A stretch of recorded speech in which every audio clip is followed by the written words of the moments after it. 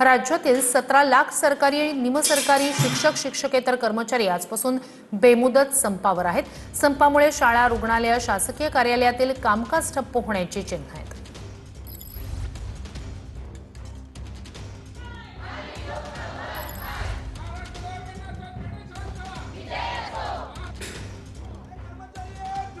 तर 17 लाख सरकारी कर्मचारी, शिक्षक शिक्षकेतर कर्मचारी तसंच नर्सेस संपावर गेलेले आहेत। घाटी रुग्णालयात एकीकडे या नर्सेसचं आंदोलन, दुसरीकडे रत्नागिरीत मनोरुग्णालयातले कर्मचारी सुद्धा संपात सहभागी झालेले आहेत।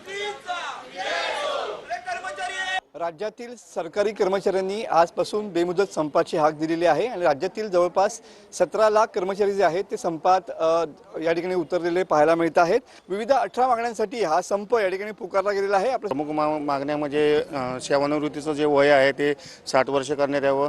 कर्मचाऱ्यांची जी मुलं आहेत, आम्ही क्लास ड मध्ये असल्यामुळे आमच्या कर्मचाऱ्यांची जी मुलं आहेत त्यांना नोकरीमध्ये सामावून घेण्यात यावं। जुनी पेन्शन योजना आहे ती सुद्धा आम्हाला लागू करण्यात यावी। मागण्या आहेत, पूर्ण होत नाहीत तोपर्यंत आम्ही हा बेमुदत संप पुकारलेला आहे। कॅमेरामन समित गजनेसह मनोज लेले, TV9 मराठी, रत्नागिरी।